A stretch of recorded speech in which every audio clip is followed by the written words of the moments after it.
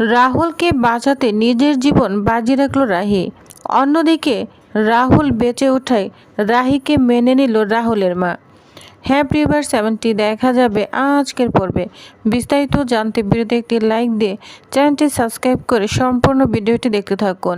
গল্পের শুরুতেই আমরা দেখতে পাবো রাহি রাহুলকে নিয়ে পুলিশ অফিসার সহ হসপিটালের দিকে যাচ্ছে, কিন্তু সামনেই পড়ে আছে বিশাল একটা গাছ, যা দেখে পুলিশ অফিসার তো অবাক হয়ে যায়। বলছে সামনে তো গাছ, এখন কি করব?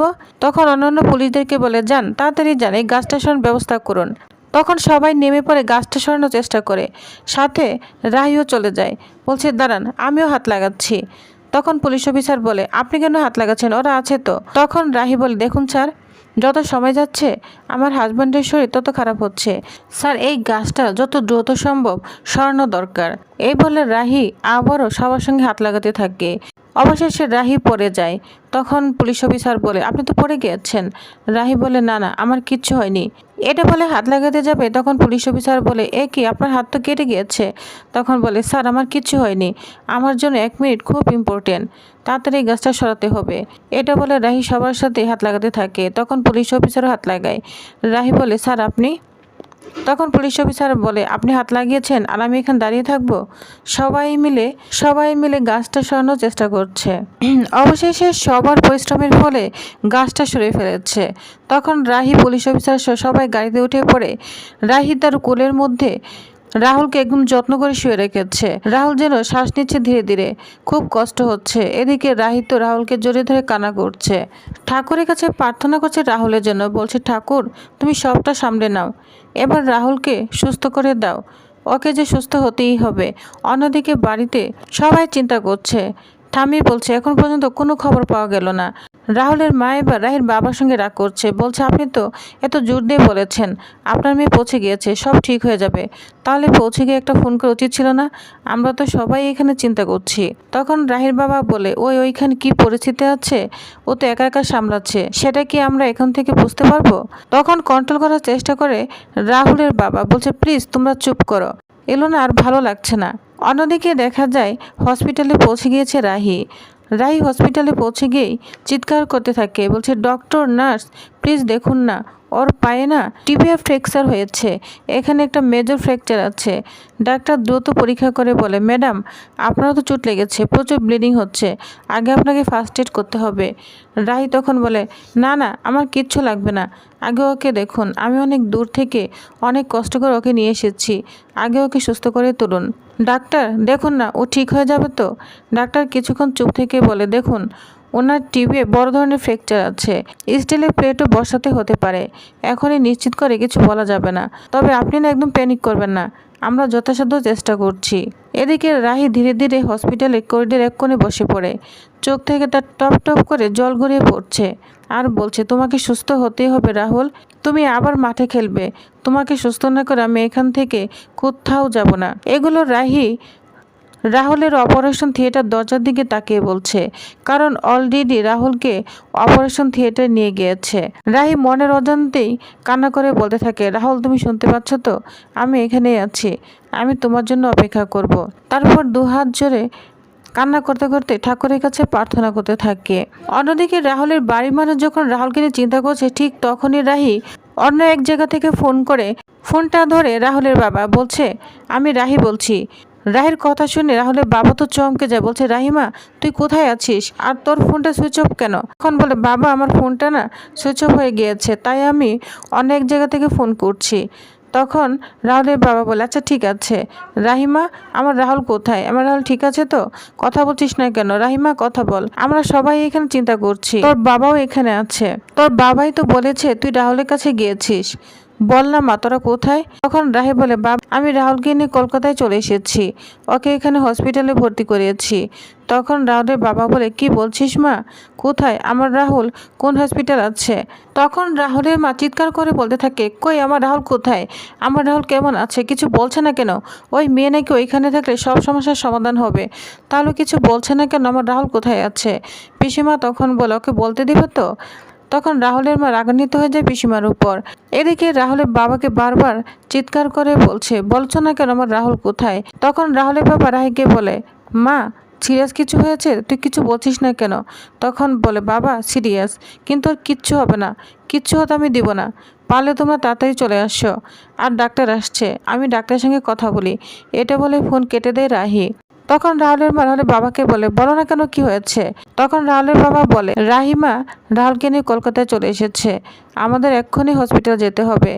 তখন রাহুলের বাবা চোখ মুছতে মুছতে বলে আমি জানতাম আমার রাহিমা ওইখানে আছে, ও আমার বাড়ির লক্ষ্মী, ও একা রাহুলকে নিয়ে ওইখানে গিয়েছে, ওর কিচ্ছু হতে দিবে না। তখন রাহুলের বাবা বলে আমাকে এক্ষুনি যেতে হবে, আমার ছেলের কাছে এক্ষুনি যেতে হবে। তখন রাহুলের মা বলে আমাকেও নিয়ে চলো, আমি যাব। তখন বলে হ্যাঁ অবশ্যই যাবে, চলো চলো। তখন সবাইকে নিয়ে যায়। এদিকে রাহির বাবা রাহের কাকিকে বলে তুই এখানেই থাক, বাড়িতে বয়স্ক মানুষ রয়েছে, ওদেরকে তো দেখাশোনা করতে হবে। তখন একথা বলে রাহের কাকাকে রেখে রাহের বাবাও চলে যায় রাহুল এবং রাহের ওইখানে। এদিকে ঠাম্মি বলতে থাকে আমি ভুল করেছি ঠাকুর, মেয়েটা পেরেছে, সত্যিই পেরেছে, আমাকে ক্ষমা করে দাও ঠাকুর, এটা বলে প্রার্থনা করতে থাকে। অন্যদিকে হসপিটালে সবাই চলে এসেছে। রাহুলের বাবা তখন জিজ্ঞাসা করে রাহিমা তুই ঠিক আছিস তো, আমার রাহুল ঠিক আছে? রাহি তখন খুব কষ্ট করে আস্তে আস্তে বলে হ্যাঁ বাবা ঠিক আছে, অপারেশন চলছে। তার মুখটা ফ্যাকাশে হয়ে গিয়েছে, হাতে কাটা জায়গা থেকে এখনো রক্ত ঝরছে, কিন্তু নিজের ব্যথার দিকে যেন তার খেয়াল নেই, শুধু চোখে মুখে একটাই ভয় রাহুল বেঁচে উঠবে তো। এদিকে নার্স দ্রুত এগিয়ে চলে এসেছে রাহির কাছে, বলছে ম্যাডাম আপনি দাঁড়িয়ে থাকবেন না, আপনার শরীরের অবস্থা ভালো নয়। কিন্তু রাহি যেন কিছুই শুনছে না, সে শুধু অপারেশন থিয়েটারের দিকে তাকিয়ে আছে আর বলছে কিচ্ছু হবে না রাহুল, তোমার কিচ্ছু হবে না, তোমার পা একদম ঠিক হয়ে যাবে, তুমি আবার খেলতে পারবে, তোমাকে যে খেলতেই হবে। এগুলো সব রাহুলের বাবা মা শুনে তো অবাক হয়ে যাচ্ছে। নার্স তখন বলে আপনি তো কথা বলবেন না, আপনার অবস্থা কিন্তু খুবই খারাপ, আমরা দেখেছি আপনি কি অবস্থার মাধ্যমে কত কষ্ট করে আপনার স্বামীকে এখানে এনেছেন।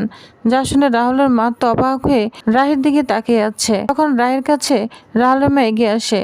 রাহুলের মা এগিয়ে আসতে রাহি একদম আস্তে আস্তে রাহুলের মায়ের কোলের দিকে একদম পড়ে যায়, যা দেখে কান্নায় ভেঙে পড়ে রাহুলের মা, বলছে মা তুই কোনো চিন্তা করিস না, আমি আছি তোর সঙ্গে। এটা বলে তাকে জড়িয়ে ধরে কান্না করতে থাকে, যা দেখে সবাই তো অনেক খুশি হয়ে যায়। নার্স তখন বলে এই মেয়েটা আপনার ছেলেকে এখানে বাঁচিয়ে নিয়ে এসেছে, পুরো রাস্তা উনি একা সামলিয়েছেন।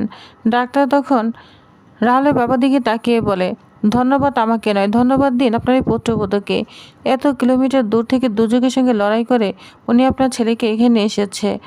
তারপর কিছুটা আবেগ নিয়ে বলে আমাদের এই দেশে না সতী সাবিত্রীর দেশ, এখানকার মেয়েরা জানে কীভাবে মৃত্যুর সঙ্গে লড়াই করে নিজের স্বামীকে ফিরিয়ে আনতে হয়।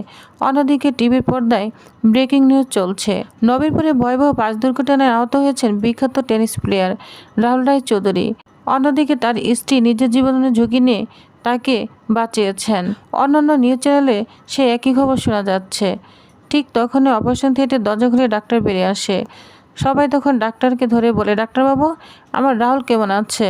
তখন ডাক্তার বলে চিন্তা করবেন না, অপারেশন সাকসেসফুল হয়েছে, সে এখন বিপদমুক্ত আছে। তখন সবাই অবাক হয়ে যায় আর অনেক খুশি হতে থাকে। এদিকে রায়ের চোখে টপ টপ করে জল পড়ছে। ডাক্তার আরও বলে কন্ডিশন খুব সিরিয়াস ছিল, ওনার টিবে একটা ছোট স্টিল প্লেট বসাতে হয়েছে, আর একটু দেরি হলে ইনফেকশন ছড়িয়ে গ্যাংগ্রিন হওয়ার সম্ভাবনা ছিল। রায়ের দিকে তাকিয়ে বলে এই পুরো কৃতিত্ব শুধু ওনার ওয়াইফের, এই অবস্থায় পেশেন্টকে এত দূরে নিয়ে আসা সত্যি বলতে অলৌকিকের চেয়ে কম কিছু নয়। রাহুলের বাবা চোখের জল মুছতে মুছতে বলে ঠাকুর তুমি আমাদেরকে বাঁচিয়ে দিলে। হঠাৎ এক নার্স এসে বলে পেশেন্ট রায়ের সঙ্গে দেখা করতে যাচ্ছে। রায় তখন কাঁপতে কাঁপতে উঠে দাঁড়ায়, বলছে এই তো আমি। নার্স তাড়াতাড়ি তাকে ধরে বলে ম্যাডাম আপনি উঠবেন না, আপনার শরীরে প্রচণ্ড ধকল গিয়েছে, আপনি কিন্তু কোনো চাপ নিতে পারবেন না। কিন্তু রায় কারো কোনো কথা না শুনে রাহুলের কেবিনে ঢুকে পড়ে। রাহুলের শরীরে তখন নানা যন্ত্র লাগানো, মুখটা ফ্যাকাশে কিন্তু চোখ দুটো আধো খোলা রয়েছে। রাহি কাছে যেতেই রাহুল খুব আস্তে আস্তে চোখটা খোলার জন্য চেষ্টা করে।